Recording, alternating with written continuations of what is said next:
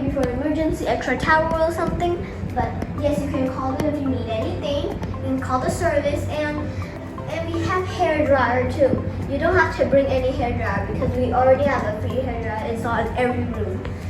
We have a little fridge here. We keep all of our cool stuff. This is a laundry bag. You put your dirty shirt in there, and if you don't want to, so you can bring it home and wash it. And there is some extra pillows if you need some more pillows. And I can't really reach anything or see anything, so you guys can see it by yourself. And yes, there's still this. You can hang your dress, your shirt, and other stuff. You can do it like this because there's like an extra space here so you don't hurt your hand. And this is, you can put like your luggage and stuff here. There we go. This is the big bed. Here's the towel.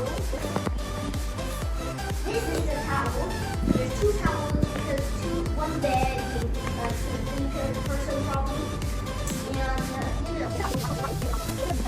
And also had a menu in case you want to order stuff. This is the one you can call them, the downstairs people.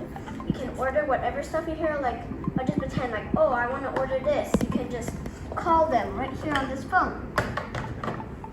And you can write it down if you forgot about it. And this is practically all the room.